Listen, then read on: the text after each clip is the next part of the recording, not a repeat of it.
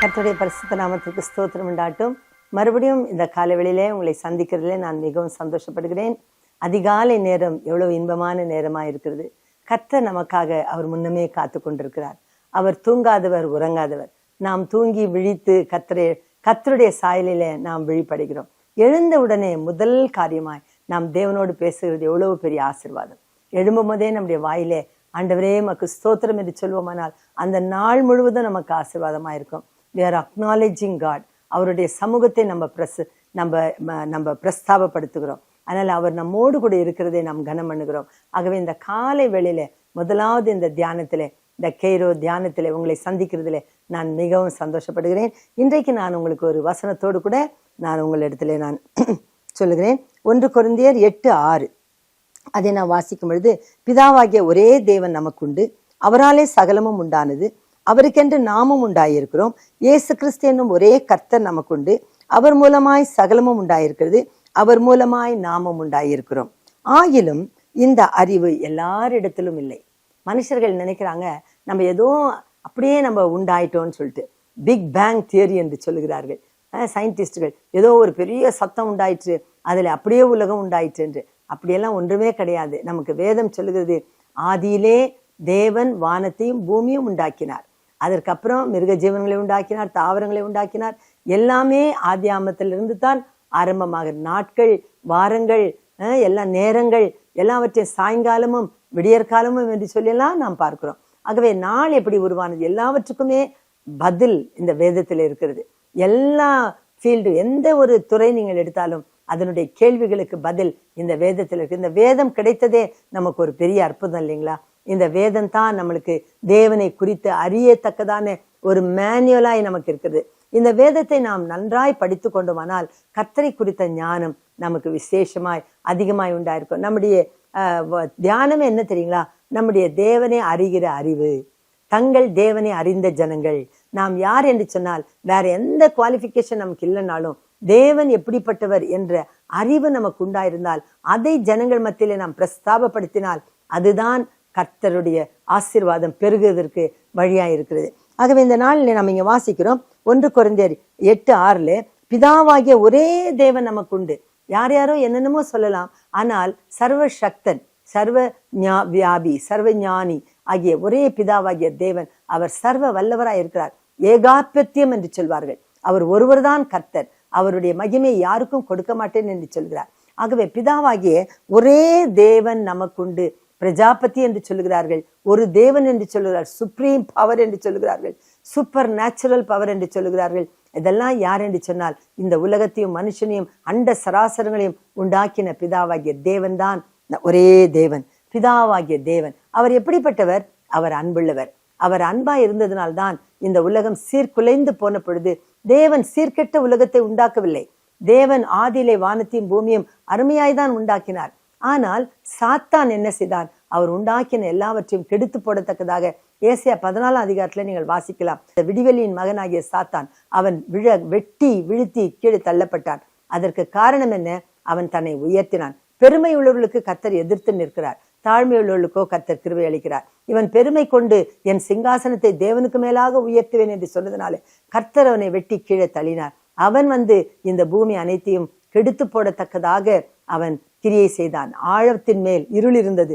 அந்த இருளின் மேல் ஆவியானவர் அசைவாடி கொண்டிருந்தார். ஆவியானவர் அவன் கெடுத்து போட்ட வெறுமையும் உதவாத உலகத்தை அவன் உண்டாக்கினான். அந்த உலகத்தை, பாழான உலகத்தை மறுபடியும் ஆவியானவர் அதன் மேல் அசைவாடினார். தேவன் தம்முடைய வார்த்தை கொண்டு பேசி மறுபடியும் எல்லாவற்றையும் சிருஷ்டித்தார். இதுல இருந்து நாம் என்ன பார்க்கிறோம்? எவ்வளவு பயங்கரமான உலகம் கேடு கெட்டிருந்தாலும், சீர்கெட்டு போயிருந்தாலும் நம்முடைய பிதாவாகிய தேவன் அதை சீர்படுத்த வல்லவராய் இருக்கிறார். பரிசுத்த ஆவியானவர் மறுபடியும் சீர்படுத்தி, ஸ்திரப்படுத்தி, பலப்படுத்தி நம்மை நிலைநிறுத்த அவர் வல்லவராய் இருக்கிறார். ஆகவே எந்த காரியம் சீர்குலைந்து இருக்கிறதோ அதை குறித்து நீங்கள் கவலைப்படாதீர்கள். நமக்கு ஒரு பிதாவாகிய தேவன் உண்டு. அவராலே சகலமும் உண்டாகிறது. So he can create again and again. இது ஒருவேளை அது கெட்டு போனால் அதை மறுபடியும் அவர் உருவாக்க வல்லவர். குயவனை பாருங்கள், கெட்டு போன மண்ணை கொண்டு அவன் மறுபடியும் வணைகிறான். அதே போல நம்முடைய தேவனாய் திரும்பவும் நம்மை வணைவார். திரும்பவும் நம்மை உருவேற்படுத்துவார். யாக்கோபே, உம்மை உருவாக்கினவரும் உன்னை உருவேற்படுத்தினவரும் என்று சொல்லுகிறார். ஆகவே நம்முடைய தேவன் நம்மை உருவாக்குகிறவர் மாத்திரமல்ல, நம்மை சிருஷ்டிக்கிறவர், புதிதாய் மாற்றுகிறவர். அது மாத்திரமல்ல, உருவேற்படுத்துகிறவர், புது சிருஷ்டியாய் நம்மை மாற்றுகிறவராய் இருக்கிறார். ஆகவே நமக்கு ஒரு தேவன் உண்டு. அவர் நமக்கு எல்லாவற்றையும் சகலமும் அவர் நமக்காக செய்கிறார். அவருக்கென்று நாம் உண்டாயிருக்கிறோம். நாம் அவருடையவர்கள். ஆகவே அவர் நம்மை லேசில விட்டு கொடுக்க மாட்டார். சாத்தானுக்கும் மனுஷனுக்கும் நம்மை விட்டு கொடுக்க மாட்டார் என்று பக்தன் பாடுகிறது போல அவர் நம்மை விட்டு கொடுக்காமல் இருந்து அவருக்கென்று நாம் உண்டாயிருக்கிறபடினால் நம்மை சகல சத்தியத்திலும் அவர் நம்மை நடத்துவார். நம்மை கரம் பிடித்தவர் கடைசி வரைக்கும் நம்மை கைவிடாமல் நன்மையான வழியிலே நடத்துவார். நன்மையான எல்லா ஈவும் பூரணமான எல்லா வரங்களும் ஜோதிகளின் பிதாவின் இடத்திலிருந்து இறங்கி வருகிறது. அவர் மூலமாய் சகலமும் உண்டாயிற்று. அது மட்டுமல்ல, இயேசு கிறிஸ்து என்னும் ஒரே கர்த்தர் நமக்கு உண்டு. அதனால பிதாவாகிய தேவனுடைய அன்பு கிறிஸ்துவின் மூலமாய் நமக்கு வெளிப்பட்டது.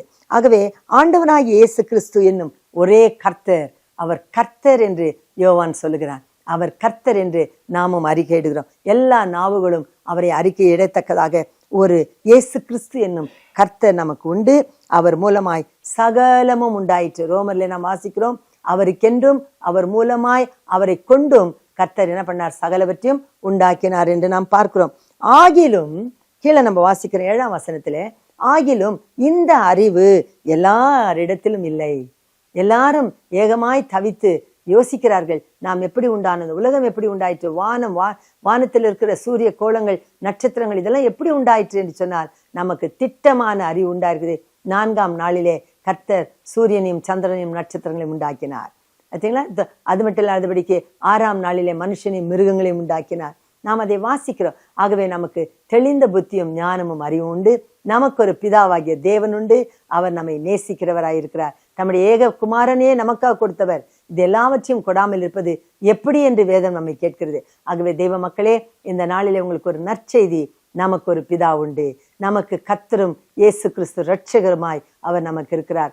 அவர் எல்லா சீர்குலைந்து போனவைகளை சீர்படுத்த வல்லவராய் இருக்கிறார் என்ற நற்செய்தியை நான் உங்களுக்கு சொல்கிறேன். எந்த காரியத்திலே நீங்கள் கவலைப்பட்டு கொண்டிருக்கிறீர்கள், அந்த காரியங்களை புதிதாக்க, இதோ நான் எல்லாவற்றையும் புதிதாக்குகிறேன் என்று சொல்லுகிற கர்த்தர் நம்முடைய தேவன் இன்றைக்கும் அவர் ஜீவனுள்ளவராய் இருக்கிறார். ஆகவே உங்களுடைய பாழாய் போய் கிடக்கிற காரியங்கள் எதுவாக, பிள்ளைகளா, புருஷனா, குடியிலே, வெறியிலே, காஞ்சாவிலே, பலவிதமான கெட்ட பழக்க வழக்கங்களே, நண்பர்களால் சீர்குலைந்து போய்விட்ட காரியங்களா, எல்லாவற்றையும் பிதாவாகிய தேவனுக்கு தெரியப்படுத்துங்கள். அவர் நம்மை சீர்படுத்தி, ஸ்திரப்படுத்தி, பலப்படுத்தி நிலைநிறுத்துவார். 1 பேதுருவிலே நம்ம அதை வாசிக்கிறோம். கர்த்தர் அப்படியே உங்களை ஆசீர்வதிப்பாராக. நமக்கு ஒரு பிதாவாகிய தேவன் உண்டு. இரட்சகராகிய இயேசு கிறிஸ்து என்னும் நம்முடைய கர்த்தர் நமக்குண்டு.